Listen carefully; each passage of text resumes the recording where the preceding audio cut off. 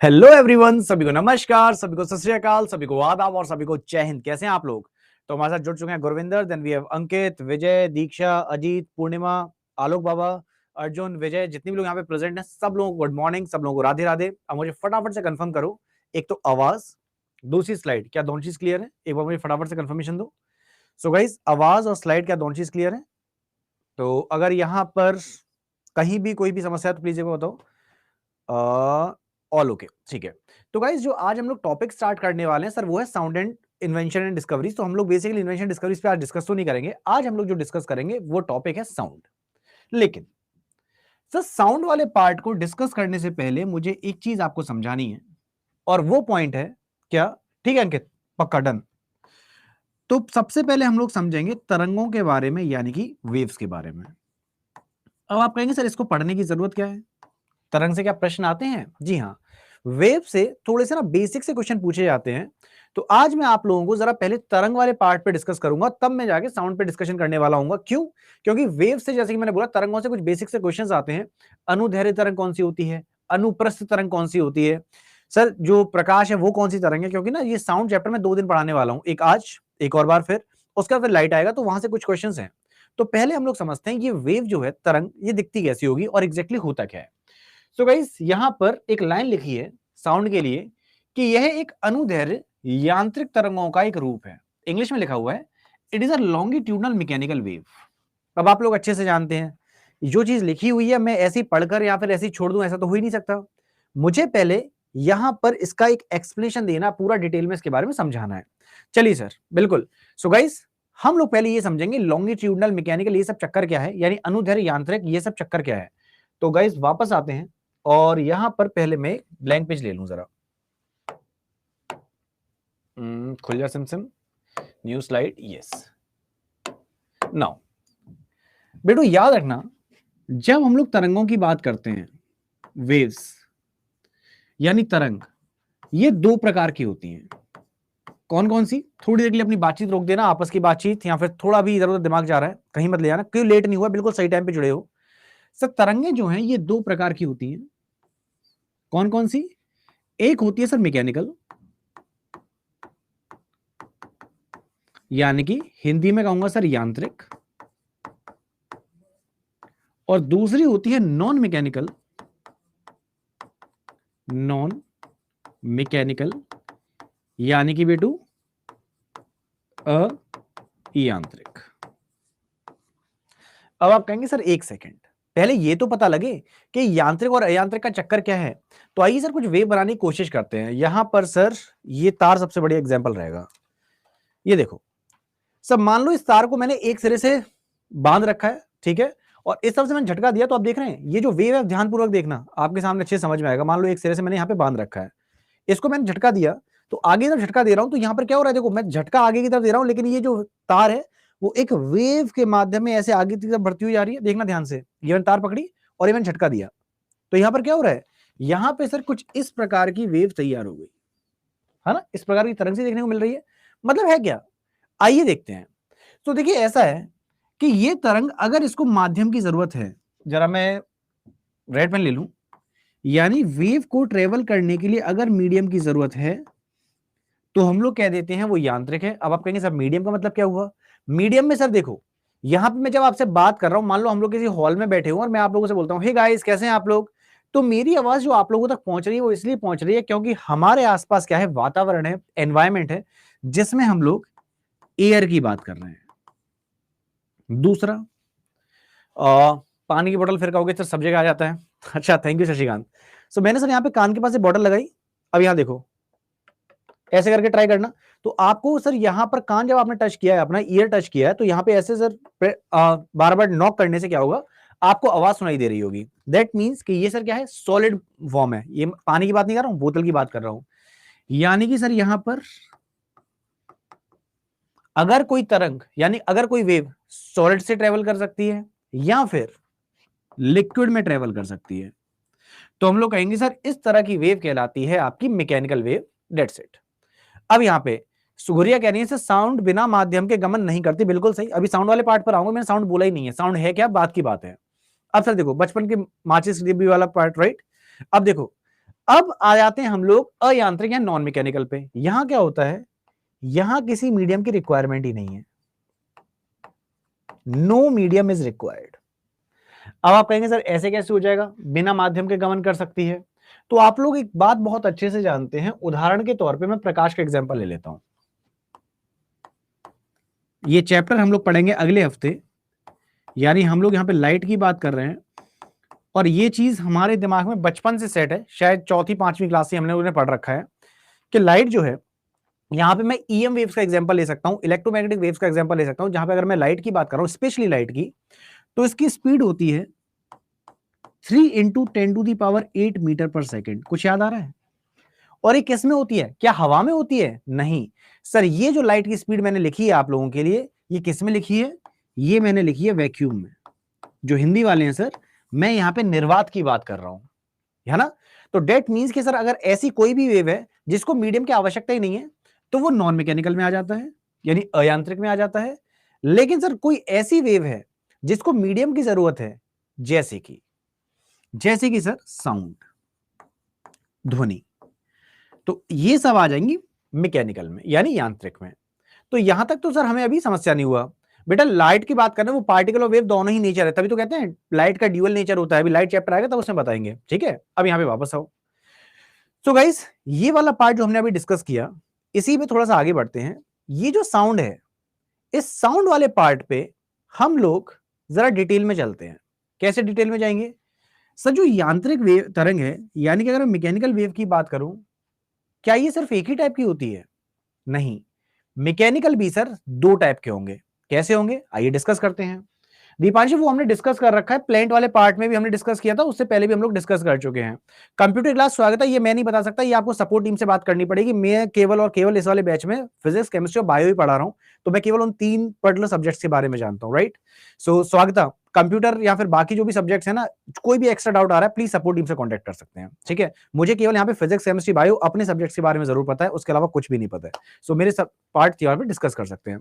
हाँ दीपांशु, वो बायो वाले पार्ट में एक तो हमारा ह्यूमन सर्कुलेटरी सिस्टम स्टार्ट हुआ था उस टाइम पे, जब कनेक्टिव टिश्यू हम डिस्कस कर रहे थे तब डिस्कस हुआ था। Apart from that animal and plant kingdom वाले पार्ट में, जब हमने प्लांट किंगडम स्टार्ट किया उस टाइम पे डिस्कशन कर सकते हैं। तो एक काम करते हैं, ये नहीं पढ़ाते हैं, पहले बातचीत कर लेते हैं। बेटा केमिस्ट्री जब फिजिक्स खत्म होगी तब होगी, और किसी को डाउट है तो प्लीज एक बार पूछ लो, मैं कमेंट ऑन कर देता हूं जरा।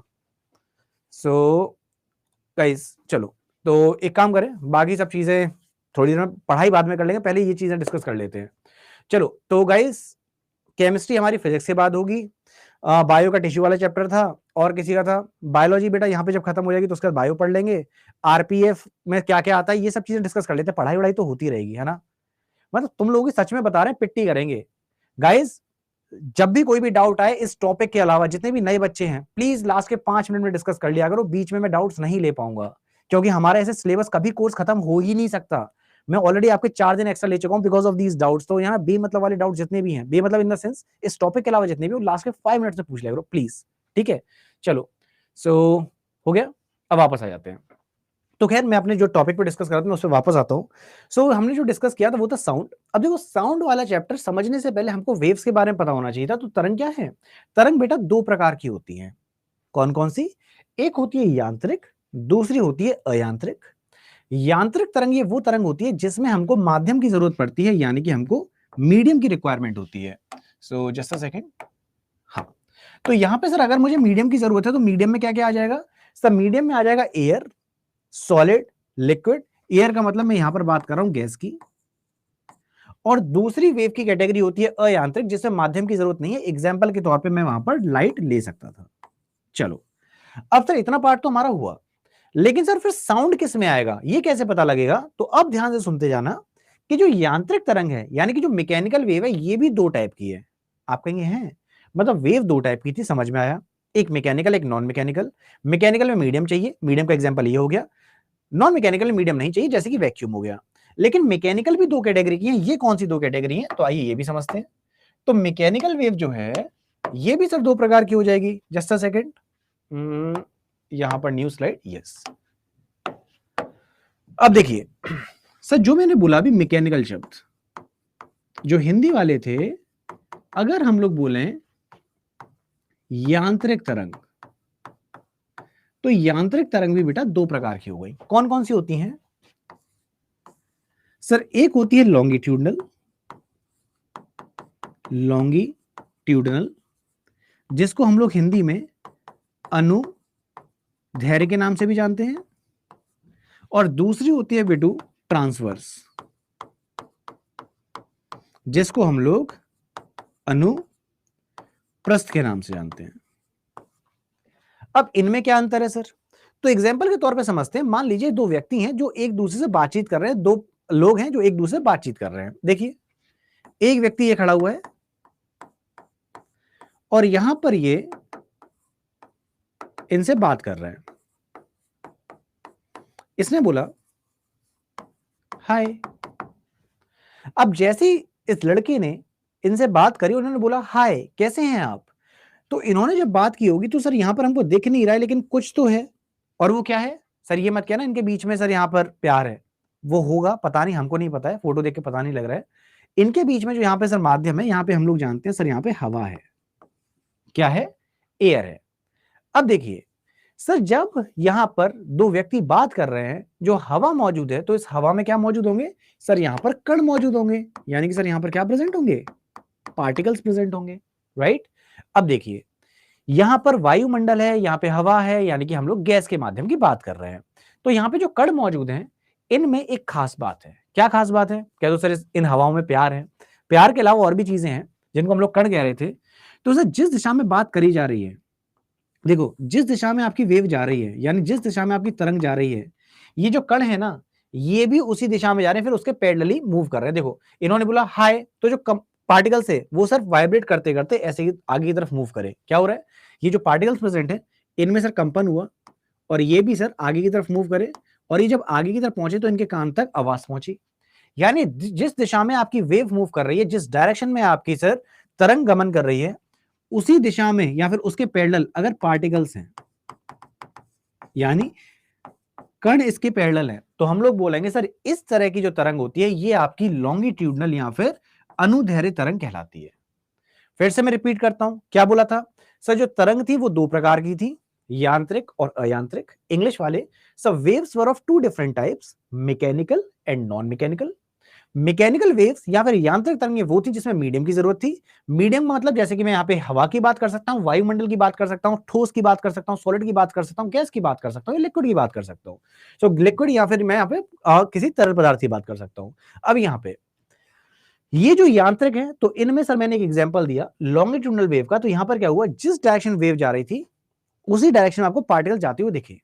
दूसरा हो सकता है जिस दिशा में आपकी तरंग जा रही है उसके लंबवत अगर पार्टिकल्स हैं, यानी जो कण है इसके लंबवत है 90 डिग्री पे। एग्जाम्पल के तौर पे देखना सर, यहां पे मैंने एग्जाम्पल दिया। मैं यहां पे क्या कर रहा हूं, ये मेरा जो हाथ वाला पार्ट है इसे देखेंगे, मैं सर इसमें आगे की तरफ इसको ले जा रहा हूं। तो यहां पे सर जो वेव है देख रहे हो, ये वेव जब आगे की तरफ जा रही है, लेकिन जो पार्टिकल्स हैं वो क्या कर रहे हैं सर? वो ऐसे ऊपर नीचे होते हुए आगे की तरफ बढ़ रहे हैं। मतलब अगर किसी एक डायरेक्शन में वेव जाती है और पार्टिकल्स उसके परपेंडिकुलर हैं या लंबवत हैं, तो हम लोग कह देते हैं ये आपके अनुप्रस्थ तरंग का एग्जाम्पल है। अब आप कहेंगे सर ये तो किताबी भाषा हो गई। जैसे आपने अनुदैर्ध्य तरंग के बारे में बताया कि सर मैं किसी से बात कर रहा था, हे गाइस कैसे हैं आप लोग, तो मेरी आवाज सामने वाले के कान तक इसलिए पहुंच पाई क्योंकि हम दोनों के बीच में सर हवा मौजूद थी, वायुमंडल मौजूद था, यानी यहाँ पे पार्टिकल्स प्रेजेंट थे जिनमें वाइब्रेशन हुआ, और जिस डायरेक्शन वेव जा रही थी पार्टिकल्स भी उसके सर पैरेलल जा रहे थे। सिंपल। लेकिन सर आप सब लोगों ने एक एक्सपेरिमेंट सब लोगों ने किया होगा, तालाब में कभी ना कभी ऐसे पत्थर फेंक के जरूर मारा होगा। तो अगर आप लोगों ने ये एक्सपेरिमेंट नहीं किया तो आज करके जरूर देखना। या फिर मान लो कि तालाब में हमने क्या किया, पत्थर ऐसे छोड़ दिया, ठीक है? अब चाहे आप ऐसे पत्थर छोड़ दो, चाहे आप ऐसे पत्थर फेंक के मारो, इस वाले केस में क्या हुआ होगा कि सर जैसे ही आपने पत्थर फेंका, पत्थर तो जाता है स्ट्रेट, लेकिन वहां पर सर क्या हुआ, वहां पे सर ऐसे वेव तैयार हो गई होंगी, है ना? और होता क्या था कि सर मान लो कि वहां पे जहां पे आपने पत्थर फेंक के मारा है फिर ऊपर से ऐसे छोड़ दिया है, अगर वहां पे कोई कूड़ा पड़ा हुआ है या फिर मान लो कोई पत्ता पड़ा हुआ है, तो पत्ता क्या था, क्या पत्ता आगे की तरफ जाता था? पत्ता सर वहां पर ऐसे ऊपर नीचे होता जाता था, राइट? यानी वहां पर हम लोग देख सकते थे कि पार्टिकल्स तो सर इसके परपेंडिकुलर जा रहे हैं, यानी कि सर वो पानी वाला जो उदाहरण है वो अनुप्रस्थ तरंग का उदाहरण हो गया, और जो ध्वनि है हमारी वो सर अनुदैर्ध्य हो गई, राइट? अब यहाँ पे कुमकुम, चिराग, रजनी, सलोनी, संजू, मधुमिता, जितने भी कैंडिडेट्स प्रेजेंट हैं, क्या मैं इसको फटाफट से एक बार शॉर्ट में रिवाइज करा दूं या फिर इतना पार्ट क्लियर है? एक बार मुझे सब लोग कंफर्मेशन दो। सो बबलू कह रहे हैं सर यहाँ पे बेटा बबलू यहाँ पे क्या हुआ है कि जो देखो पार्टिकल्स आपके मूव कर रहे हैं ना, तो वहां पर ऑब्वियस ही बात है कि जब मूव किए होंगे तो देखो वेव में क्या है, पार्टिकल्स प्रेजेंट है, यानी तरंग में कण मौजूद है। जब तरंग कहीं भी जाएगी तो पार्टिकल्स जो है उनमें तो मूवमेंट होगा ही होगा। तो यहां तक तो क्लियर था, ठीक है। अच्छा रिवाइज करा दो, ठीक है। तो चिराग कह रहे हैं सर एक बार रिवाइज और करा दो, ठीक है। सो यहाँ पे मैं ब्लैंक पेज ले लेता हूँ, थोड़ा सा इजीली समझ लेंगे, थोड़ा जल्दी जल्दी बताऊंगा पर इतना टाइम नहीं लगाएंगे क्योंकि हम लोग इतना समझ चुके हैं। फिर भी एक ब्लैंक पेज ले लेते हैं और अब समझने की कोशिश करते हैं। तो जैसा कि मैंने बोला, जो मेरी वेव थी, अब देखो मैं हिंदी इंग्लिश दोनों में लिख रहा हूँ, शॉर्ट में लिख देता हूँ। वेव मेरी, आप लोग प्लीज आंसर देते जाना, मैं सबके आंसर देख रहा हूँ। अंकित, संजू, वेव बेटा दो टाइप की थी, बताओ कौन कौन सी? तो वेव बेटा एक तो आपकी थी मैकेनिकल, दूसरी थी नॉन मैकेनिकल, सही है ना?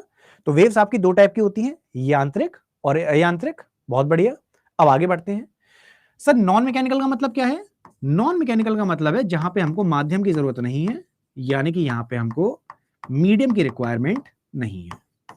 ये वाला पार्ट हमको क्लियर था, जैसे कि हमने अभी लाइट का एग्जांपल लिया था जहां पे सर वो बिना किसी सॉलिड लिक्विड गैस के भी मूव कर सकती है, ये हमको क्लियर था। चलो अब समस्या आई थी ट्रांसवर्स में मैक्सिमम बच्चों को। अब देखिए सर, जो मैकेनिकल थी यानी यांत्रिक तरंग थी, ये हमारी दो प्रकार की थी। कौन कौन सी थी सर? एक तो थी लॉन्गिट्यूडनल, जिसको लोग हिंदी में कह रहे थे अनुदैर्ध्य, और दूसरी गाइस क्या कौन सी थी? दूसरी थी अनुप्रस्थ, जिसको हम लोगों ने ट्रांसवर्स बोला था, राइट? अब सर इसमें मैंने बस इतना बताया, जैसे चिराग, मान लो कि सब लोग फील लेना कि मैं इधर खड़ा हुआ हूं, चिराग मेरे सामने खड़े हुए हैं, ये वाला एरिया चिराग मान लेंगे, ठीक है। सो बेटा पूनम, इसीलिए मैंने बोला प्रियंका बेटा हिंदी में लिखा हुआ है पीछे, बस मैं आपको समझा रहा हूं। तो अब अनुदैर्ध्य तरंग में क्या होगा? अनुदैर्ध्य तरंग में यानी कि लॉन्गिट्यूडनल वेव में मैंने बोला हेलो चिराग, क्या आपको समझ में आ गया? तो अब मैं जब चिराग से बात कर रहा हूं तो मेरे बीच में, मेरे और चिराग के बीच में, जो आपको दिखाई नहीं दे रहा है लेकिन यहां पे सर कुछ पार्टिकल्स प्रेजेंट हैं, कुछ कण मौजूद हैं। और जब मैं चिराग से बात करता हूं तो यहाँ पे जो कण हैं उनमें सर कंपन हो रहा है, वाइब्रेशन हो रहा है, और यहाँ पे सर छोटे छोटे पार्टिकल्स हैं। तो क्या करते हैं, इन्हें वाइब्रेशन हुआ तो इसकी वजह से आगे वाइब्रेशन, ये ऐसे करते करते वाइब्रेशन आगे तक जाता है और चिराग के कानों तक आवाज पहुंच जाती है। मतलब क्या हो रहा है, जिस दिशा में मेरी तरंग गई, मेरी वेव जिस डायरेक्शन में जा रही थी, तरंग जिस दिशा में जा रही थी, जो पार्टिकल थे यानी जो कण थे वो सर इसके पैरेलल थे, एक तरह से कह सकता हूं सेम डायरेक्शन में गए। तो यहां पे सर अगर डायरेक्शन वाली बात आ जाती है कि सर दोनों के दोनों देख रहे हो एक दूसरे पैरेलल हैं, समांतर हैं, तो ये सर आपकी कहलाती है अनुदैर्ध्य तरंग। एग्जाम्पल के तौर पे मैंने एग्जाम्पल लिया ध्वनि का, या फिर मैं बोल सकता हूं बेटा किसका उदाहरण हो गया, ये एग्जाम्पल हो गया साउंड का। यहां तक तो क्लियर है, राइट? ये पैरेलल है प्रवीण। लेकिन अगर मैं सर आप लोगों को वो पत्थर वाला एग्जांपल फिर से बताता हूं, मान लीजिए मैं इसी बॉटल का एग्जांपल ले लेता हूं, ठीक है। अब इस बॉटल वाले पार्टिकल में देखना, इस बॉटल को मैं से यहां पे मूव करके दिखाता हूं, लेकिन इसमें सर आपको क्लियरली दिखेगा नहीं, चलो कोई नहीं। तो वो तालाब वाला एग्जांपल बेस्ट था कि सर तालाब में क्या हुआ कि आपने कोई भी चीज ऐसे डिप करी, अब सर आपने ऊपर से नीचे की तरफ कुछ भी चीज ऐसे छोड़ दी। मान लो इस पेन को मैं ऐसे ऊपर से तालाब में ऐसे छोड़ दूं, तो क्या होगा सर, वहां पर जो वेव है, अब वो वेव किस तरफ जाएगी? देखो पार्टिकल्स हैं, वो सब पार्टिकल्स में मैं एग्जांपल लेता हूं पेन का, मैं वहां पे किसी पत्थर का भी एग्जांपल ले सकता हूं, जो जिसका मूवमेंट हो रहा था नीचे की तरफ, लेकिन यहाँ पे सर जो पार्टिकल्स थे वो अब आगे की तरफ जाने लगे। या फिर मैं वेव का एग्जांपल ले लूं कि वेव जिस भी डायरेक्शन में जाएगी पार्टिकल्स उसके परपेंडिकुलरली जाएंगे, क्योंकि जब पानी स्थिर रहता है, प्लेन है, लेकिन एक लिमिट आएगी जब उसको गिरेगा तो सर वो ऐसे ऐसे मूवमेंट होता जाएगा, राइट? यानी जिस दिशा में भी आपकी वेव जाएगी, पार्टिकल्स उसके वहां पर क्या होंगे? परपेंडिकुलर होंगे, राइट? सो ये वाला जो पार्ट था, ये मैंने एग्जांपल लिया था, जैसे कि मैंने वाटर का एग्जांपल ले लेता हूं, या फिर मैं एक और एग्जांपल ले सकता हूं। सर आप लोगों ने कभी गिटार बजाया? गिटार, खासकर आप में से जो डिप्लोमा बीटेक वाले कैंडिडेट्स, तो अगर हम लोग अपने गिटार की बात करें तो गिटार अगर नहीं बजाया तो किसी ना किसी को बजाते हुए जरूर देखा होगा। तो गिटार वाले पार्ट में होता क्या है सर, एक लंबी सी तरंग है, तो सॉरी उसमें स्ट्रिंग्स होती हैं, लंबी लंबी सी स्ट्रिंग्स। अब उन स्ट्रिंग्स में बेस्ट पार्ट क्या है कि सर आप वहां पर जब प्ले करते हैं उस गिटार को, तो उस गिटार में सर एक लोकेशन पे आप ऐसे प्रेस कर लेते हैं, राइट? अच्छा रोज जाते हैं, देखो शो हैंड्स फिर अच्छे से लिंक कर सकते हैं। अब मैं गिटार को सर मूव कर रहा हूँ, ठीक है, मैंने वहां पे स्ट्रिंग्स को प्ले करना स्टार्ट किया। तो जब मैं स्ट्रिंग्स को प्ले कर रहा हूँ तो यहाँ पर क्या हो रहा है सर, अब यहाँ पर आप एग्जाम्पल ले सकते हैं वही सेम चीज के पार्टिकल्स और वेव के आप एंगल चेक कर सकते हैं, राइट? सोचा हाई स्कूल में बजाए थे, तो आप लोग यहाँ पे गिटार वाला एग्जांपल भी ले सकते हैं। आपके दिमाग में से कोई भी उदाहरण आ रहा हो, मैं तार का एग्जांपल लेता हूँ, ये तार का सबसे बेस्ट एग्जांपल था। मैं सर यहाँ पे झटका दे रहा हूँ आगे की तरफ, लेकिन यहाँ पे जो वेव है वो देख रहे हो ऊपर नीचे यहाँ पे पार्टिकल्स आ रहे हैं, तो यहाँ पे झटका भले ही मैं आगे की तरफ दे रहा हूँ, लेकिन जो पार्टिकल्स हैं वो ऐसे ऊपर नीचे की तरफ होते जा रहे हैं, यानी कि जिस डायरेक्शन में वेव जा रही है पार्टिकल्स उसके परपेंडिकुलर जा रहे थे। तो ये सब तार वाला एग्जांपल हो गया, रस्सी वाला एग्जांपल ले लो, आप कोई से भी पानी वाला एग्जांपल ले लो, ये सारे के सारे ट्रांसवर्स यानी कि अनुप्रस्थ तरंग के उदाहरण है। सो कुमकुम सही कह रहे हो, याद नहीं रहा है, अब चलो देखते हैं। सो इतनी चीज हो गई। सो हैदर पूछ रहे हैं, बेटा हैदर वो इसलिए ना क्योंकि हम लोग फास्टली नहीं, यहाँ पे हम ऑलरेडी मैं कहूंगा कि बहुत ज्यादा स्लो है, इससे ज्यादा स्लो और हो नहीं सकता है ना। चलो तो वापस आते हैं। तो गाइस इतना पार्ट हमको क्लियर हुआ। अब यहाँ पे सर जो पहली लाइन लिखी हुई है इस वाली लाइन पे आते हैं, ये क्या लिखा था, यह अनुदैर्ध्य यांत्रिक तरंगों का एक रूप है। यानी क्या है सर, यहां पर it is a form of longitudinal mechanical wave. अब मुझे बताइए क्या यहां पर पॉइंट क्लियर हुआ ये आप लोगों को। तो ये देखिए मैकेनिकल वेव क्यों है, क्योंकि सर इसको मीडियम की जरूरत है, राइट। और यहां पे सर ये लॉन्गिट्यूडनल क्यों है, लॉन्गिट्यूडनल इसलिए है साउंड क्योंकि जिस डायरेक्शन वेव जा रही है सर उसके पैरेलली आपके पार्टिकल्स जा रहे हैं, है ना। तो यहां वाला पॉइंट हो गया। नेक्स्ट। सो इतनी चीज तो हमारी क्लियर हुई। अब सर आगे बढ़ते हैं। हमसे कह रहा है इसका अर्थ ये है कि ध्वनि के संचरण के लिए माध्यम की जरूरत होती है। बिल्कुल हमको पता है माध्यम की जरूरत होती है, तो माध्यम में क्या क्या आ जाएगा सर, हम लोग यहाँ पर सॉलिड लिक्विड गैस किसी का भी एग्जांपल ले सकते थे। अच्छा एक चीज और, जब ये साउंड ट्रेवल करती है तो ये क्या करती है, हाई और लो प्रेशर एरिया क्रिएट करती है। यानी क्या होगा, जो पार्टिकल्स है ना, जब ये पार्टिकल्स आगे की तरफ जाते हैं तो पार्टिकल जब आगे की तरफ जाएंगे तो इसमें क्या होगा, पार्टिकल देखो इस तरीके से करते हैं। तो यहाँ पे क्या हो रहा है, इसको बोलते हैं टू एंड फ्रो मोशन। आपको याद होगा सर हम लोगों ने दोलन गति का एग्जांपल लिया था, याद है सर, ऑसिलेटरी मोशन का। सो बेसिकली यहाँ पे टू एंड फ्रो वाइब्रेशन होता है जिसकी वजह से साउंड जो है वो आगे की तरफ मूव कर पाती है। खैर तो ये सब चीजें वैसे हमको पता थी, लेकिन अभी मैंने अगले 30 मिनट केवल 20 मिनट सॉरी इस पार्ट को समझाने में इसीलिए लिए जिससे ना चैप्टर अच्छे से क्लियर हो जाए। तो यहां तक अब मुझे बताओ, वैसे चैप्टर की शुरुआत में यहां से करनी थी, बट क्या बैकग्राउंड क्लियर हुआ सब लोगों को। अगर एयर नहीं होगी तो साउंड सुनाई नहीं देगी, बिल्कुल नहीं सुनाई देगी, बिल्कुल दीपिका बेटा। लेकिन एयर वाले पार्ट में याद रखना वैक्यूम में नहीं सुनाई देगी, है ना, क्योंकि वहां पे पार्टिकल्स प्रेजेंट नहीं होंगे। देवव्रता बेटा नाम से सर्च कर लोगे मिल जाएगा। तो यहां तक सबको क्लियर है, कूल। तो इतना तो पार्ट डन हुआ। अब सर आगे बढ़ते हैं। अब क्या आप जानते हैं कि सर अंकित पूछ रहे हैं सेकंड लाइन एक्सप्लेन कर दें। अंकित कौन सी वाली लाइन बेटा, ये वाली कह रहे हैं क्या अंकित बेटा। इसमें ये लिखा है कि जो साउंड है ना इसको मीडियम की जरूरत पड़ती है। एग्जांपल के तौर पे जैसे हम लोग आपस में बातचीत कर पाते हैं, तो कैसे कर पाते हैं, क्योंकि हमारे बीच में एयर है, तो एयर मीडियम ही तो है, यानी कि साउंड को मीडियम की जरूरत पड़ेगी प्रोपगेशन के लिए। दूसरा सर जैसे मैं पानी के अंदर हूं तो पानी के अंदर भी आवाज आती है, राइट, यानी वो लिक्विड स्टेट में आवाज आ रही है, तो मीडियम की जरूरत पड़ती है। अब सर मीडियम की जरूरत है तो वैक्यूम में तो ट्रेवल करेगी नहीं, तो वैक्यूम में यानी कि निर्वात में गमन इसलिए नहीं कर रही है क्योंकि वहां पे सर हम लोग कहेंगे वहां पे कोई कण मौजूद नहीं है, पार्टिकल्स मौजूद नहीं है, सिंपल। सो किसका पॉइंट था, अंकित। अच्छा लास्ट वाली लाइन, लास्ट वाली लाइन ये कह रही थी when sound travels in air it creates high and low pressure area. तो इसमें एग्जांपल समझना ये कैसे है, किस बच्चे का डाउट था, अंकित का। अंकित बेटा एक व्यक्ति यहां पर खड़ा हुआ है और एक यहां पे खड़े हुए हैं, ठीक है। अब इन दोनों के बीच में जब बातचीत चल रही है तो यहां पे हमको दिख नहीं रहा है, लेकिन यहां पे कुछ पार्टिकल्स मौजूद हैं, ऐसे मान लो एग्जांपल के तौर पे, ठीक है। अर्चना हाँ थर्ड लाइन पे आ रहे हैं, ये अंकित का पॉइंट था तो उसी पे आते हैं। अब देखिए मधुमिता फोन पे जब बात करें वो अलग चीज है क्योंकि वहां पे आपकी इलेक्ट्रिकल एनर्जी में कन्वर्जन होगा। जैसे कि फोन पे बात छोड़ो, अभी जो मैं आपको बता रहा हूं ना, जो भी पढ़ा रहा हूं अभी का केस अलग है। तो आपके क्वेश्चन में मधुमिता मैं अभी आऊंगा, पहले एक बच्चे का यहाँ पे अंकित को, बाकी बच्चों का डाउट क्लियर कर लूं। तो यहाँ पर हुआ क्या, जब ये दो व्यक्ति आपस में बातचीत कर रहे हैं तो इन दोनों की बातचीत करने पर क्या होगा सर, इसने कुछ भी बोला तो यहाँ पे सर वाइब्रेशन हुआ, ठीक है। अब वाइब्रेशन हुआ तो सर यहाँ पे क्या होगा, देखो ये दो पार्टिकल्स थे, तो पार्टिकल्स पहले पास में आएंगे, फिर पार्टिकल्स दूर हो जाएंगे, फिर पास में आएंगे, फिर दूर हो जाएंगे, फिर पास में आएंगे, फिर दूर हो जाएंगे। तो यहां पे जो पार्टिकल्स पास में आ रहे हैं तो उस टाइम पे हम क्या कहेंगे सर, यहाँ पे हाई प्रेशर क्रिएट हो गया। जब पार्टिकल्स दूर चले गए तो लो प्रेशर एरिया क्रिएट हो गया। तो यहाँ पे बस यही था कि जब भी सर बात होती है तो वहां पे कंप्रेशन और रेयरफेक्शन होता जाता है, यानी जो पार्टिकल्स हैं पास में आते हैं तो हाई प्रेशर जोन, दूर चले गए तो लो प्रेशर जोन, और इस तरीके से सर आपकी जो साउंड है वो आगे की तरफ मूव करती है। तो अंकित आपका डाउट क्लियर हुआ। अब एक बच्चे का डाउट आया था मधुमिता का। मधुमिता ने बोला सर एक बात बताओ, अच्छा मैं भूल ही गया क्या डाउट था बेटा यहाँ पर, हाँ सर फोन से बात करते टाइम पर साउंड कैसे चली जाती है। तो मधुमिता इसका एग्जांपल, बेस्ट एग्जांपल है यहाँ पर देखो। तो यहाँ पर अगर मैं आप लोगों से बातचीत करूं, अच्छा एक चीज ना मुझे पता नहीं इस बैच में भाई मैं काम करूंगा कि आपके बैच को ना मैं केवल फिजिक्स वाले पार्ट तक ही लेता हूं, सो उसके बाद क्या है, मैं ना फिर केवल और केवल इंजीनियर्स वाले बैच में ही फिर कंटिन्यू करूँगा। सो रामराज और सब लोग के ना मैं डाउट्स अभी ले ही ले रहा हूँ। सो यहाँ पर ना एक चीज़ मैं क्लियर कर बता दूँ सब लोगों को, बेटा ऐसा किसी का भी नहीं है कि जैसे रामराज का ना एक पॉइंट आया, बड़ा अच्छा लगा मुझे, लेकिन मैं ले ही लेता हूँ, 1 सेकंड। सो रामराज कह रहे हैं कि सर कोई दुश्मनी है क्या? क्या आपने मेरा कमेंट नहीं लिया? रामराज, यहाँ पर ना अपनी क्लास में बेटा अभी ना प्रेज़ेंट टाइम में से बता रहा हूँ, अभी लाइव 302 कैंडिडेट्स हैं। तो 302 कैंडिडेट्स के जब कमेंट्स आते हैं ना, तो वो एकदम से निकल जाते हैं, तो मुझे सबके कमेंट्स तो दिखते नहीं है। अब यहाँ पर होगा क्या, मैं अपनी तरफ से जितना सिलेबस के लिए इंपॉर्टेंट है उतना पार्ट तो कवर अप करा ही दे रहा हूँ, लेकिन साथ में मैं कोशिश ये करता हूँ कि आप लोगों से बातचीत करते हुए सब बच्चों के डाउट्स क्लियर कर दूँ। आप और बैचेज़ कोई किसी और एग्जांपल नहीं लूँगा मैं, खैर बाकी सॉरी इसको भूल जाओ जो मैंने बोला। हाँ, तो यहाँ पे क्या होता है कि 500 बच्चों के कमेंट्स एग्ज़ाम निकल जाते हैं, तो जो-जो बच्चे को मुझे कमेंट्स दिखते हैं ना, तो उनके कमेंट्स साथ में लेते हुए जाता हूँ। इसीलिए ना मुझे 4 से 5 लेक्चर ऑलरेडी मेरे एक्स्ट्रा हो चुके हैं फिज़िक्स में, राइट?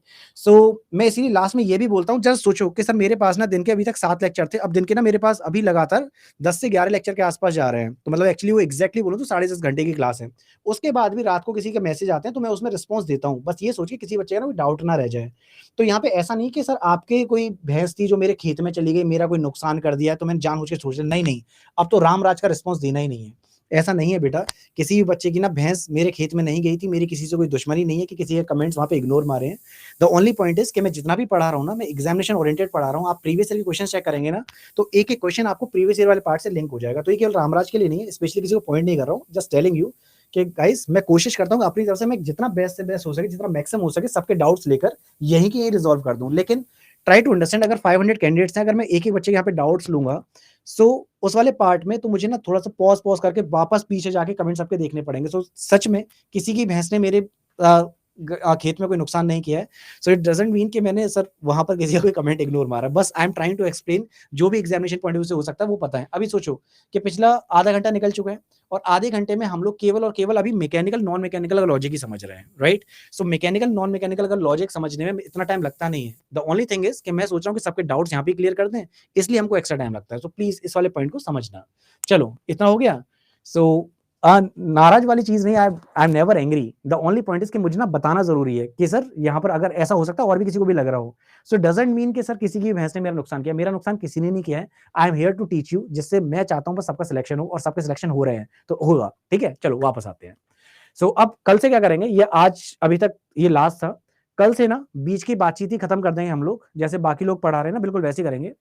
जो भी डाउट्स होंगे लास्ट के 5 मिनट में जिसके डाउट दिख जाएँगे, उनके दिख जाएँगे। नहीं तो मैं अपनी पेस से चलूँगा अगली क्लास से। स्टार्टिंग में 45 मिनट कोई डिस्कशन नहीं होगा, ज़ीरो। किसी का नाम नहीं लेना है, किसी से कोई बातचीत नहीं करनी है, दैट्स इट। ठीक है? कोर्स भी अच्छे से हो जाएगा और आपकी टेंशन भी नहीं रहेगी, सर आपने दूसरे का डाउट बता दिया, मेरा नहीं बताया। सो किसी से तो कोई दुश्मनी नहीं है, तो अब सबके डाउट्स लेना ही बंद। तो हम लोग अच्छे से पढ़ लेते हैं, सारी चीज़ें कवर अप कर लेते हैं और लास्ट के 5 मिनट बातचीत कर लेंगे। ठीक है? ये सॉर्टेड है। अब सर पढ़ लो। तो मैं क्या समझा रहा था? हाँ, मधुमिता का एक डाउट आया था कि सर एक बात बताओ, जैसे आप लोग अभी हमें पढ़ा रहे हैं, ठीक है? तो इस टाइम पे पढ़ाते समय आपकी जो आवाज़ है वो हमारे पास कैसे पहुँच रही है? अब ऐसा तो है नहीं है कि हम दोनों के बीच में सर यहाँ पर कोई हवा का माध्यम है, नहीं। तो इस टाइम पर हमारी जो बातचीत पहुँच रही है, कैसे पहुँच पा रही है? Because of this mic. If you remember, मैंने आपको एनर्जी वाले चैप्टर में एक पॉइंट रखा था। क्या? कि सर जब भी मैं आप लोगों से बातचीत करता हूँ, तो मेरी आवाज़ आप लोगों तक पहुँच रही कैसे? क्योंकि मेरी जो साउंड एनर्जी है वो सर, अब देखो ये तार मौजूद है तो यहाँ पे आवाज़ तो जा नहीं रही होगी। तो मेरी जो साउंड एनर्जी थी वो बेटा किसमें कन्वर्ट हो गई है? वो कन्वर्ट हो गई है इलेक्ट्रिकल एनर्जी में, राइट? सो इलेक्ट्रिकल एनर्जी में कन्वर्ट हो गई। अब आपके पास तक जब आवाज़ पहुँची तो इलेक्ट्रिकल एनर्जी से स्पीकर के माध्यम से क्या हुआ? इलेक्ट्रिकल आपकी साउंड एनर्जी में कन्वर्ट हो गई थी। तो इसलिए पुरानी वाली क्लासेस को थोड़ा सीरियसली देखना, क्योंकि ना हर एक चीज़ हम लोगों ने पढ़ रखी है। फिज़िक्स में कुछ भी पार्ट नहीं छूटने वाला है। सो प्रीवियस वाले पार्ट से ऐसे आप लिंक कर सकते हैं। चलो, जहाँ पे हम लोगों ने एनर्जी कंजर्वेशन का एग्जांपल लिया था, राइट? चलो बिल्कुल Suyash, we have discussed it. So this is clear now. अब हम लोग बढ़ेंगे आगे। तो गाइस यहां तक तो हमको सॉर्टेड हुआ कि कैसे कैसे सर ये साउंड वाला पार्ट था, क्यों ये मैकेनिकल थी और क्यों ये सर अनुदैर्ध्य थी। अब देखो, अब इसमें पॉइंट आता है कि जो साउंड वेव है ना सर, ये रिफ्लेक्शन की प्रॉपर्टी भी शो करता है।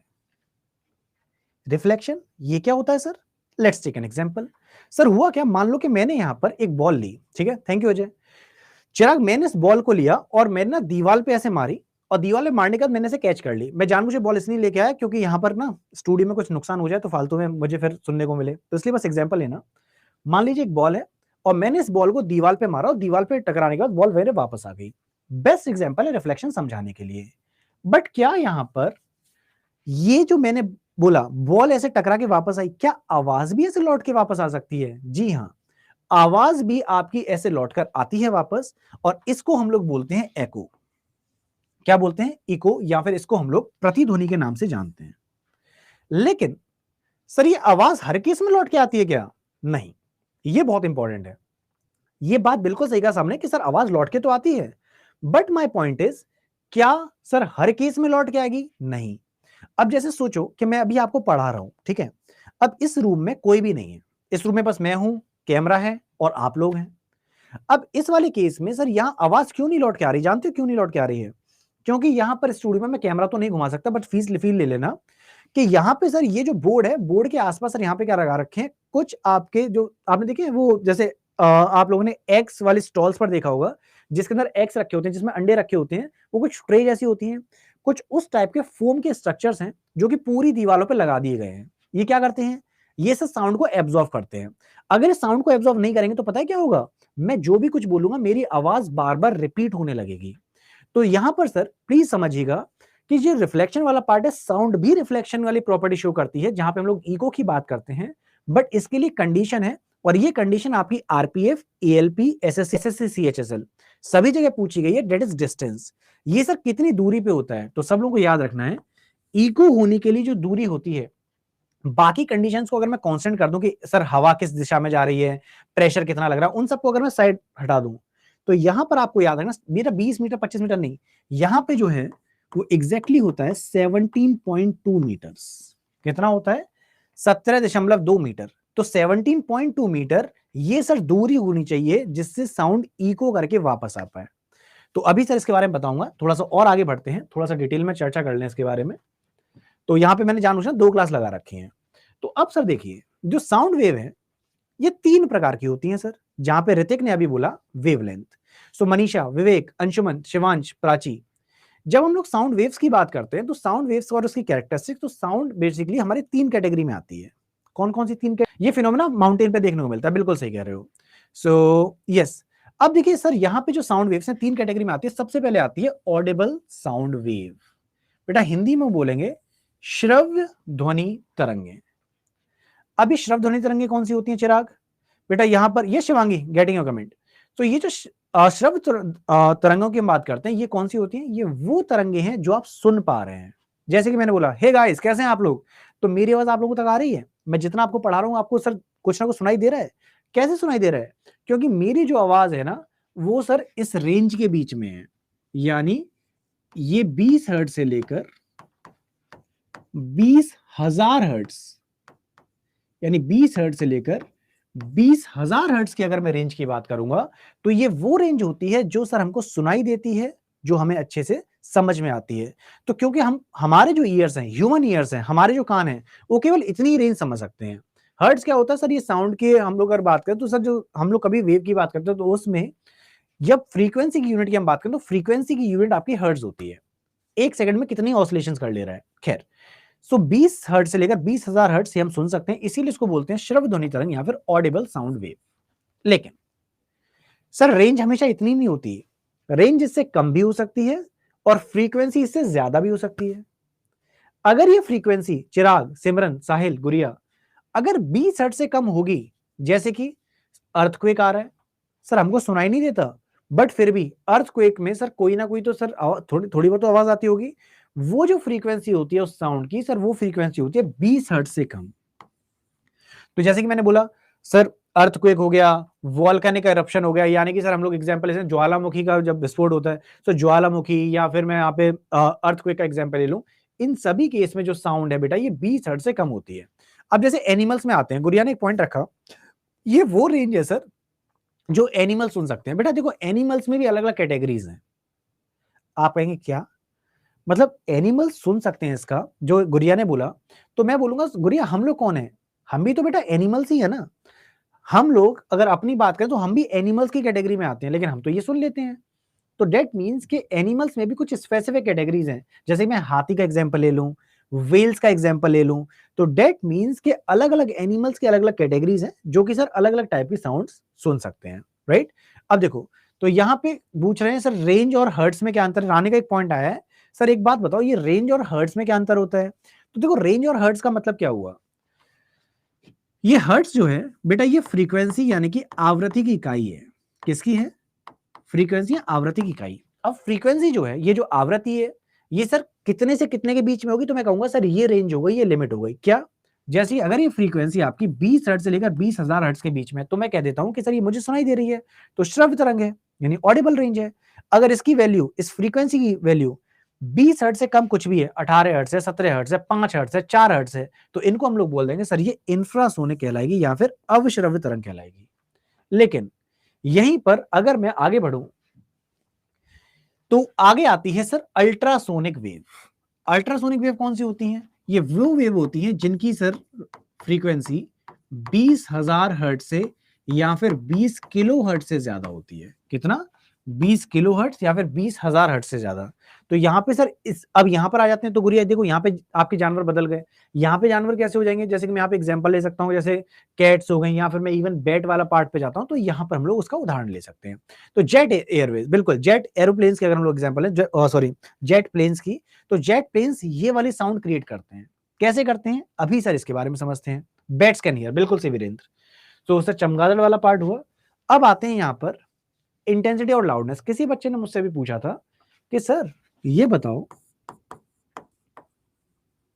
ये फ्रीक्वेंसी क्या होती है, यानी सर पहले ये तो पता लगे ये आवृत्ति का चक्कर क्या है बाबू भैया, तब तो हम बाकी चीजें याद कर पाए। क्योंकि मैंने हमेशा से बोला मेरी क्लास में रटना नहीं है कुछ भी। तो अब सर मैं आपको पहले समझाऊंगा ये आवृत्ति होती क्या है। तो आप लोगों ने ये वेव बचपन में 9वीं क्लास में शायद पहली बार देखी होगी अच्छे से। तो आज मैं आपको इसका ना पूरा का पूरा पोस्टमार्टम करके समझाता हूं इनमें चक्कर क्या चलता है। देखिए ऐसा है, खाली पेज आ जाओ, खुल जा सिम। यस। तो गाइस देखो,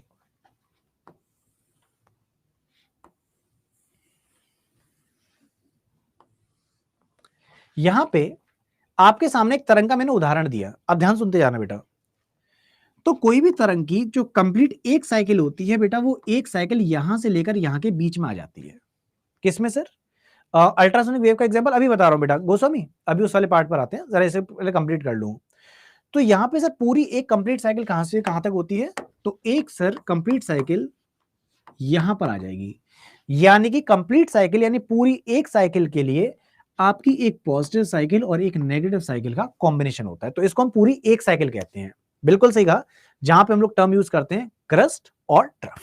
अब देखो, अब यहां पर सर हम लोग कहते हैं ना कि ये आवाज बहुत तेज है, ये आवाज बहुत धीरे है। मुझे कैसे पता लगेगा कि कौन सी आवाज तेज है, कौन सी आवाज धीरे है?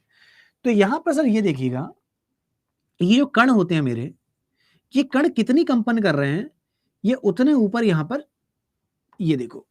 तो मैंने सब जगह ना डॉट बना बना के लगा देता हूं ये। तो अब आप कहेंगे सर इसको कुछ और आसान उदाहरण बता सकते हैं क्या? अभी बता रहा हूं विवेक, अभी बच्चों को बताऊंगा ना तो सब लोगों को एम्पलीट्यूड अभी क्लियर नहीं है, पहले एम्पलीट्यूड समझाता हूं। तो गुरुदेव ये देखो, ये मैं जो आप लोगों को बोल रहा हूं ना, ये पार्ट जो आपके सामने मौजूद है, तो यहां पे ये कण मौजूद है। कण यानी यहां पे ये मौजूद है आपके पार्टिकल्स। अब आप लोगों ने अपने अपने घर में म्यूजिक सिस्टम चलाए होंगे। म्यूजिक सिस्टम अपने घर में नहीं चलाए होंगे तो कार में चलाए होंगे, कहीं ना कहीं चलाए होंगे। तो म्यूजिक सिस्टम जब आप चलाते हैं, जब आप गाने सुनते हैं, तो वहां पर सर आपके ग्रीन कलर के कुछ डॉट्स होते हैं हरे रंग के, जो सर ऐसे करते करते बढ़ते जाते हैं। याद आ रहा है गाइस? है ना संजू, अविनाश? अब यहाँ पे भूकंप सब कुछ भूल जाओ, मैं बस जो एग्जांपल दे रहा हूँ बेसिक वाले एग्जांपल पे आओ जरा। तो डेली गाने सुनते हो, गाने सुनते हो तो उसमें हरे वाले ऐसे ऊपर की तरफ जाते हुए दिखाई देते हैं। सर यहाँ पे ये जो ऊपर की तरफ जाते हुए दिखाई दे रहे हैं, अब यहाँ पे जरा आते हैं, तो ये जो सर यहाँ पे पार्ट देखो, सबसे ज्यादा ये पार्टिकल कहाँ पे गया है? सबसे ज्यादा पार्टिकल गया है इस जगह पर, यानी जो कण है वो मैक्सिमम इस पोजीशन तक पहुंचा हुआ है ना? तो हम लोगों ने सब ग्रीन वाली लाइन से ऊपर नीचे आती हुई देखी है। तो ये सब कण ने सबसे ज्यादा जो कंपन किया वो इस जगह किया है। अब एक चीज याद रखना, यहां तक जो मैंने बोला सर इतने तो क्लियर है। अब सर जैसे वो पार्टिकल ऊपर जा रहा था वैसे वो नीचे भी आएगा। अब यहाँ पे मुझे पता मैक्सिमम लोगों ने 10वीं में मस्ती कर रखी है, लेकिन यहाँ पे जो स्पेशली बीटेक वाले कैंडिडेट्स हैं, तो मैं बीटेक वाले कैंडिडेट से उम्मीद करूंगा कि आप लोगों ने अगर एंट्रेंस एग्जामिनेशन में अगर आपने IIT जेईई का या फिर AIEEE का जब पेपर दिया होगा, तो आपके टीचर्स ने एक चीज पढ़ाई होगी, आप लोगों ने सीरियसली वो पढ़ा कि नहीं ये मुझे नहीं पता, मैं केवल बीटेक वालों से बात कर रहा हूं। अभी बाकी कैंडिडेट्स अभी थोड़ी देर के लिए शांत रहना, बस 2 मिनट की बात है। सो बीटेक वाले कैंडिडेट्स आपको क्या याद है?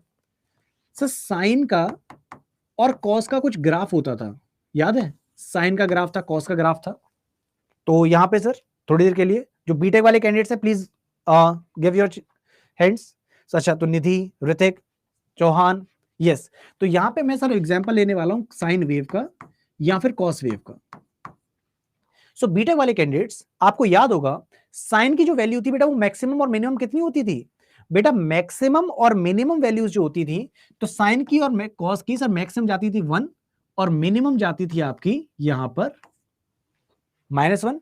यानी कि इनकी जो रेंज होती थी सर, वो रेंज कितनी थी? 1 और -1 वाले पार्ट के बीच में। यानी कि सर यहां पर अगर मैं इस रेंज पर जाता था, तो ये देखो, अगर ये 0 वाला पार्ट है, तो यहां पे सर ये जो ऊपर रिप्रेजेंट कर रहा है, ये क्या रिप्रेजेंट कर रहा है? +1। और यहां पे क्या रिप्रेजेंट कर रहा है? -1। तो यहां पे सर इसीलिए इसको पता क्या बोलते हैं? अब सर वापस सब लोग आ जाओ। तो यहां पे सर मैक्सिमम बच्चे यहां पे लिंक कर पा रहे हैं, लेकिन बाकी जो बच्चे जिन्होंने सर 10वीं में बस कैसे भी करके पास होना था, वो पास हो गए हैं, तो उन वाले कैंडिडेट्स पे भी आ जाते हैं अब सर। तो यहां पे अब आते हैं, यस मैथ्स में पढ़ा है ना, मैं वही वाली चीज बस लिंक करा रहा हूं, क्योंकि मैथ्स वाले पार्ट से लिंक होगा। तो गुरुदेव यहां पे जो नाम आता है ना, इसका नाम क्या है? इसका नाम है साइनोसॉइडल वेव। तो बाकी सभी बच्चे जिन्होंने उस टाइम मस्ती काटी थी, अब मैं आपको आसानी से बताता हूं। सो बेटा होता क्या था, ये साइनोसॉइडल वेव नाम ही क्यों पड़ा? क्योंकि सर ये आपका जो ग्राफ है, ये कहीं ना कहीं आपको साइन वेव के बारे में बताता है, कि जिसकी वैल्यू आपकी सबसे ज्यादा हो सकती है +1 और सबसे कम हो सकती है -1। इससे ना तो ज्यादा हो सकती, ना ही इससे कम हो सकती है। यानी कि सर ये आपकी बेटा साइन हिंदी और इंग्लिश में सेम ही रहता है। अब यहां पे गाइस, इसमें जो मैक्सिमम ये जो हाइट आई है, अब सर यहां देखना, चाहे मैं यहां की बात कर लूं, चाहे मैं यहां की बात करूं, बताओ इन दोनों की लंबाई में कोई अंतर होगा? सभी लोग, पूनम, संजू, मैं आपसे जो क्वेश्चन पूछ रहा हूं, सर ये जितनी लंबाई होगी, क्या इसकी और इसकी लंबाई में कोई अंतर होगा? नहीं। सर यहां पर हम लोग बहुत अच्छे से जानते हैं कि यहां पे सर चाहे मैं इस लंबाई की बात कर लूं, इस लेंथ की बात कर लूं, या फिर मैं इस लेंथ की बात कर लूं, बेटा ये दोनों लंबाई बराबर ही होंगी, राइट? अब देखो, तो अब डेफिनेशन क्या कहती है? अब मैं फिजिक्स की भाषा में आता हूं। बिल्कुल सही कहा आपने सर, ये और ये हमेशा बराबर होता है, हमेशा बराबर होगा, क्योंकि सर ये साइन वेव है, सिंपल सा फंडा। अब देखो फिजिक्स की भाषा क्या कहती है? फिजिक्स की भाषा ये कहती है सर, कण जो सबसे ज्यादा विस्थापन जहां पर किया है, कण ने जहां पर भी सबसे ज्यादा विस्थापन किया है, सर उसी को हम लोग आयाम के नाम से जानते हैं। जो इंग्लिश वाले हैं, the place where particle has done maximum displacement. तो पार्टिकल्स जहां पे मैक्सिमम डिस्प्लेसमेंट कर रहा है, ये देखो, ये तो चुटकू सा किया, ये और ज्यादा किया, ये और ज्यादा किया, तो पार्टिकल्स ने जो सबसे ज्यादा डिस्प्लेसमेंट किया, इसी को हम लोग क्या कह देते हैं? एम्पलीट्यूड। क्या कहते हैं गाइस? इसको कहते हैं एम्पलीट्यूड। तो जो हिंदी वाले थे बेटा, यहां पे हिंदी वाले ये कहलाएगा आयाम, और गाइस ये कहलाएगा इंग्लिश वालों के लिए एम्पलीट्यूड। अब सर यहां पे जो एम्पलीट्यूड या आयाम की बात कर रहे हो, अब यहां पर क्या हो सकता है, मैं आपको पीछे ले जाता हूं, और यहां पे मैंने आपको दो ग्राफ दिखाए। सर ये है ग्राफ नंबर 1, ये है ग्राफ नंबर 2। ये एमटीएस में नहीं पूछा जाएगा, ये सीएचएसएल में नहीं पूछा जाएगा सर, सीजीएल वाले और एसएससी जेई वालों के लिए स्पेशल है ये। Just want to know sir, मुझे बस ये बताओ, ऐसे करके अगर 4 ग्राफ दे दे, तो क्या आप मुझे बता पाएंगे सर इसमें से ज्यादा तेज आवाज कौन सी होगी? देखते हैं आंसर कौन देगा। बेटा मैं सीजीएल के लेवल पे ले जा रहा हूं बेटा, है ना, 1 to 6। सो मेरा क्वेश्चन ये है, एएलपी में आ भी सकता है, नहीं भी आ सकता है, लेकिन ये सीजीएल और आपका एसएससी जेई के लिए सबसे इंपॉर्टेंट है। तो अब सर 4 ऑप्शन देगा, मैं सीधे यहां देखूंगा, ध्वनि मेरी सबसे ज्यादा तेज कौन सी होगी?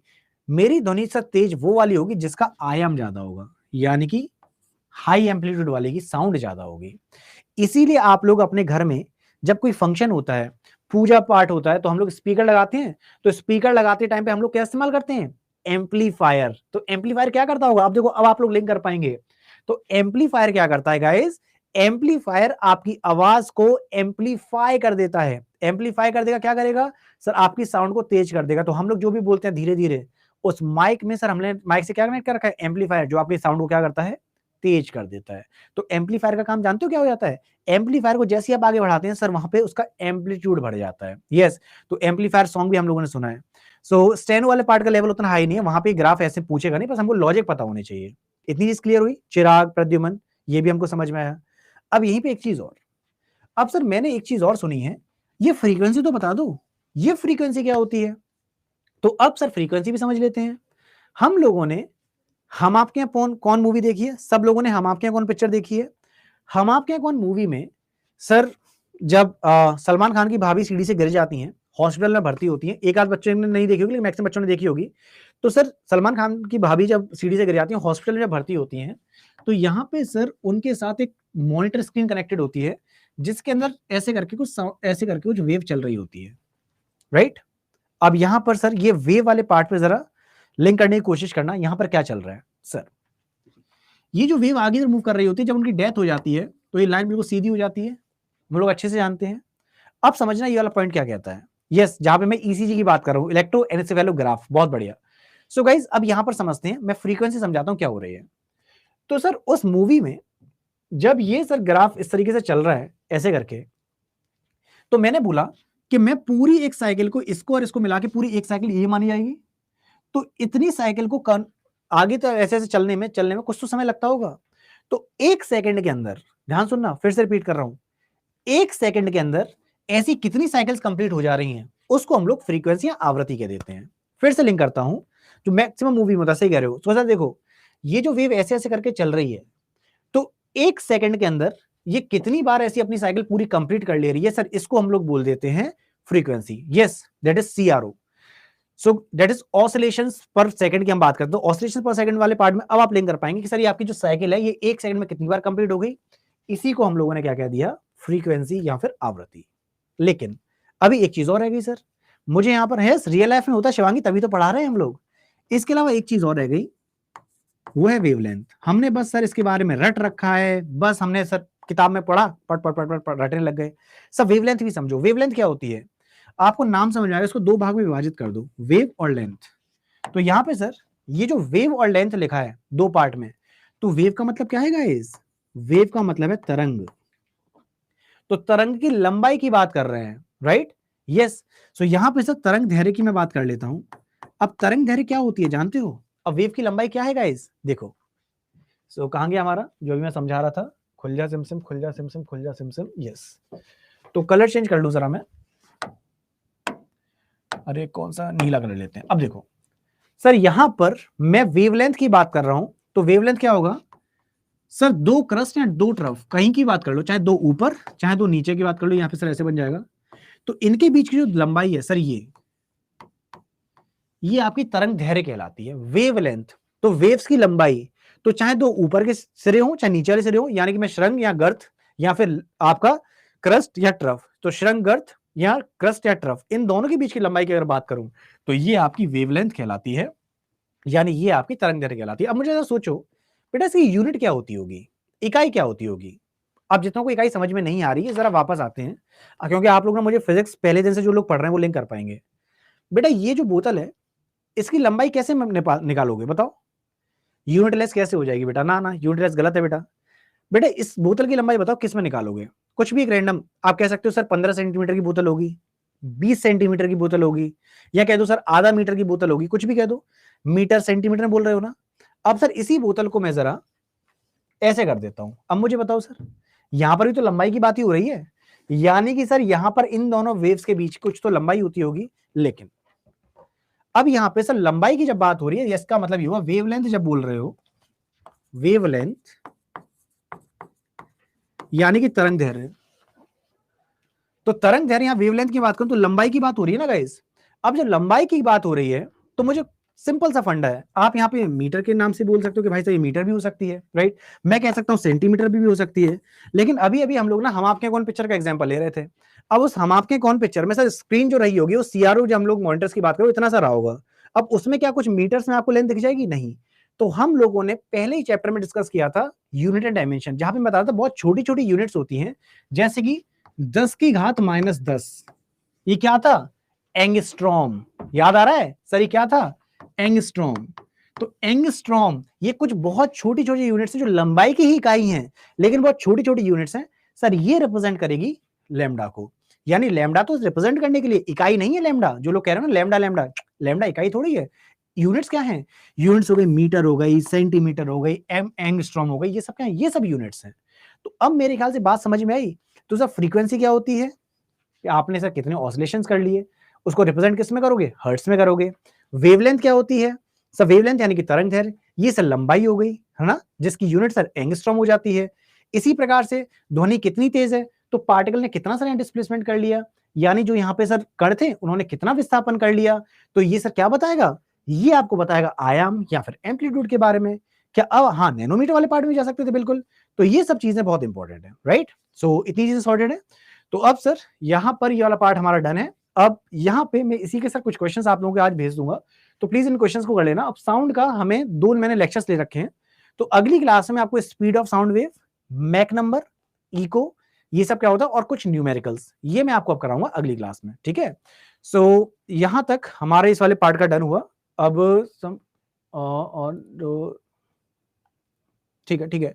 सो यहाँ पर ना ओके, प्रवीण, कुछ कैंडिडेट्स हैं, जैसे प्रवीण का एक पॉइंट आया, तो सब लोग ना जो खासकर जो वर्किंग मोड में है, तो कई बार क्या होता है वो ना रिकॉर्डेड क्लास ही देखते हैं, तो हो सकता है उनके कुछ डाउट्स इकट्ठे होते होंगे।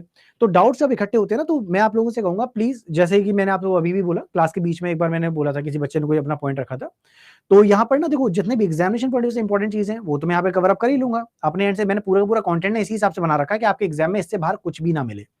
लेकिन फिर भी हो सकता है सर मेरे दिमाग में कुछ डाउट आ रहा हो, कुछ मुझे पुट अप करना हो, तो जब भी फ्री टाइम होगा, देखो हो सकता है वो सेम डे रिप्लाई ना मिले, ऐसा भी हो सकता है, क्योंकि कई बार क्या होता है ना, देखो अगर मान लो कि वो 9.5 घंटे के लेक्चर्स हैं, तो उतना कंटेंट भी रेडी करना पड़ता है, तो घर जाके मुझे उतनी एफर्ट लगाने पड़ते हैं, बिल्कुल उससे ज्यादा, कि मैं कंटेंट को भी रेडी कर लूँ। तो यहाँ पे सर इट टेक्स टाइम, तो उस वाले पार्ट को तो मैं कवर अप कर ही लूंगा, लेकिन फिर भी आपको कभी डाउट्स आते हैं ना, कुछ अगर रह जाता है कि सर ये चीज और रह गई थी, ये बता देना, तो आप प्लीज टेलीग्राम वाले पार्ट में पूछ लिया करो। दीपनी सर सर्च करोगे टेलीग्राम पे मिल जाऊंगा, मैक्सिमम बच्चे जुड़े हुए हैं, जो नहीं जुड़े हैं आप वहां पे जुड़ सकते हैं। और एक और चीज, अपनी कल और परसों क्लास नहीं होगी। अब हमारी क्लास, क्योंकि कल थर्सडे और फ्राइडे को हमारी क्लास नहीं है, क्योंकि मैं मतलब मेरी स्पेशली नहीं है, हमारी क्लास अब मंडे को होगी, ठीक है। तो मैं आपको मंडे को मिलूंगा सेम बैच में, जहां पे हम लोग अब साउंड एंड वेव्स का पार्ट 2 करेंगे ऑन मंडे, ठीक है। So guys meet you on Monday. केवल मेरी क्लास, बाकी सबकी रेगुलर जा रही है, वैसे जाती रहेंगी, बस मेरी क्लास जो है वो मंडे को होगी। नहीं शिवांगी, मेरा बेटा फिजिक्स, एमसी, बायो तीनों ही रहेगा। चलो ओके देन, फिर bye bye everyone, take care, जय Hind and yes love you all. तो मीट यू ऑन मंडे। मैं अपनी मेरी जो क्लास है अभी तो शो कर रही होगी, मैं रीशेड्यूल कर लूंगा, वो मंडे को शो करेगी, ठीक है। चलो ओके देन, फिर बाय बाय, टेक केयर, जय हिंद। और क्वेश्चन जरूर फॉरवर्ड कर देना। अंकित शायद आपका क्वेश्चन रह गया है, प्लीज भेज देना, मैं देख लूंगा, मैं शाम को रिवर्ट करता हूँ फिर क्लासेस के बाद, ठीक है। Bye bye, take care.